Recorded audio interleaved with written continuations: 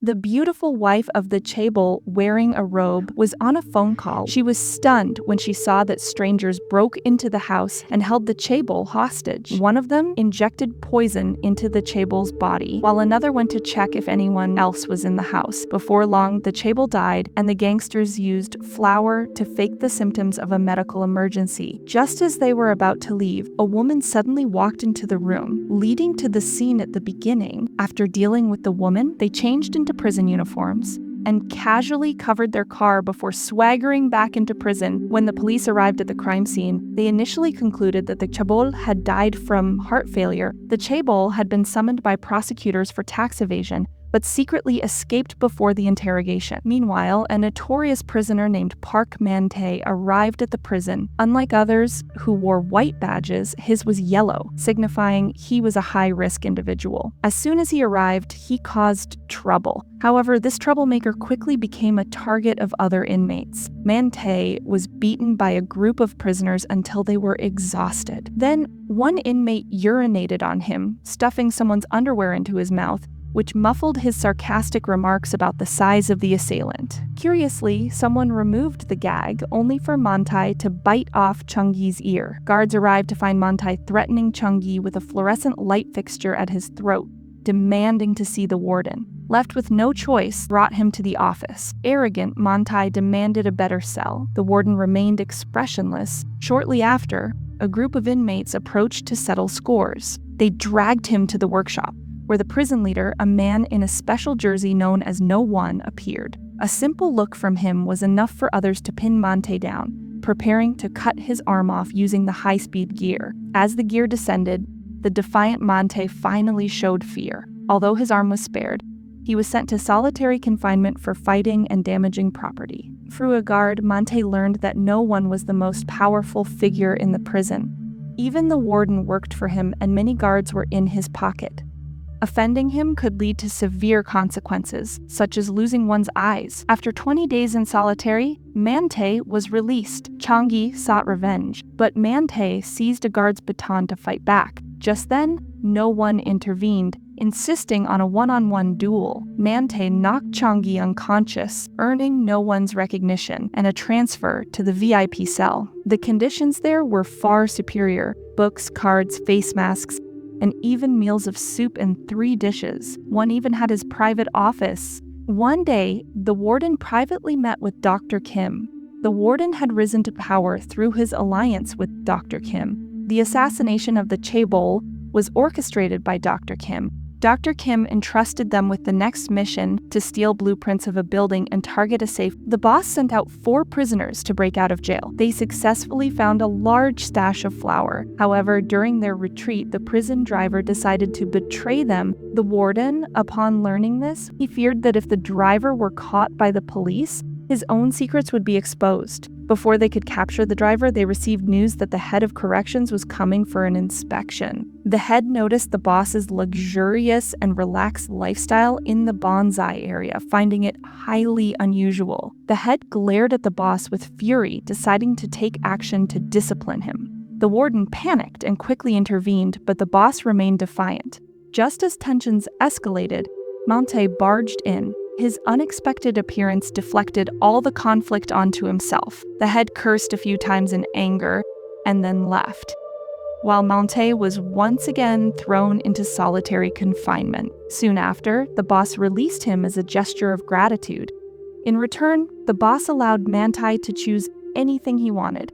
Unexpectedly, Man-tae only asked for a serving of sashimi. Thinking this would be an impossible request, he was surprised when the boss actually took him out of prison. They went to a seafood restaurant in the desert, where the boss personally prepared the sashimi. After the meal, the boss assigned Man-tae a task: to capture the traitorous prison driver. The reward for this mission was extraordinarily high. Using his connections, Man-tae quickly tracked down the driver's whereabouts. After hours of surveillance, he located him. They brought the driver back to prison, forcing him to choose suicide as his only option. Under this terrifying scene, Mansion was filled with fear.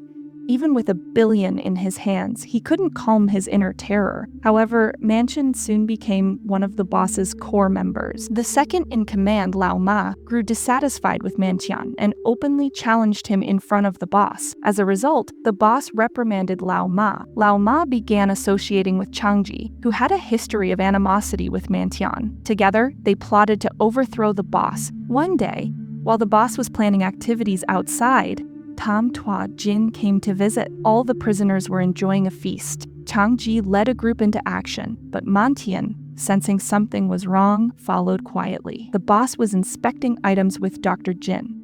Seeing through the intent of his enemies, the boss acted decisively, gouging out his eye with a spoon. Terrified by the gruesome display, Changji knelt and begged for mercy, promising loyalty to the boss. When the boss turned, Changji stabbed him in the back. Mantian intervened, fighting off the attackers alongside other underlings. The boss, enduring immense pain, managed to knock Changji over until the prison guards arrived to restore order. The boss quickly discovered Lao Ma's betrayal and handed him over to Mantian for punishment, and used a cutting machine to sever one of his arms. From that point on, Mantian became the boss's closest confidant, even joining him at the watchtower to enjoy the scenery. In truth, Mantian was actually an undercover police officer. His journalist brother had been killed while investigating the boss. To uncover the truth, Mantian went undercover in the prison. As the boss's right-hand man, Mantian quickly learned about the boss's collusion with the warden. The warden's plans were all hidden behind a mirror in his office. Mantian seized an opportunity to steal these documents and secretly handed them to his superior. The correctional bureau chief pressured the warden to confess his relationship with the boss. Desperate to protect his position, the warden pleaded with the boss for parole. The boss refused, seeing the warden as nothing more than a dog he had elevated. After teaching the warden a lesson, the boss and his associates walked out of the prison boldly. Ignoring the warden's warnings, they continued their criminal activities. The boss planned to kill the bureau chief. Mantian immediately informed the authorities. However, the ever-watchful boss appeared silently behind him. Luckily, the call had already switched to Mantian's mother. The boss was a deeply suspicious man and had long since changed the meeting location. One of his underlings captured Mouse Chief and threw him in front of the boss. Despite the situation, Chief refused to recognize reality and continued cursing. However, the boss ignored him and started the crusher. On the way back to the prison, the boss learned that the police had already surrounded the meeting location. He ordered his men to kidnap Mantian's superior and handed the phone to Mantian. Mantian instantly understood the boss's intentions. The boss had already thoroughly investigated his background, and Mantian, realizing he had been exposed, was quickly thrown to the ground. The boss, unbothered, sipped his drink, confident that everything was under his control. The news of Mouse Chief's death reached the prison, infuriating the warden. He stormed to confront the boss, but the boss was prepared, disarming the warden in an instant and pointing the gun at his head. Just as the boss was about to execute Mantian, he reconsidered. He decided to frame Mantian for Mouse Chief's death instead, handing the gun to the prison guards. The inmates hung Mantian up. Mantian managed to cling to one of them. A fellow inmate took the opportunity to turn off the lights, causing chaos and escaping. However, instead of fleeing the prison, went to the boss's office, set all the documents on fire. Amid the firefighting commotion, Mantian appeared at the watchtower armed with a machine gun. The boss slowly approached the tower with an iron rod, locking the gate behind him. The two fought fiercely. The boss was forced into a corner, and Mantian pressed him against the railing. At this moment, the police arrived. Seizing the opportunity, the boss struck back, knocking Mantian to the ground, and the boss declared the prison to be their battleground. However,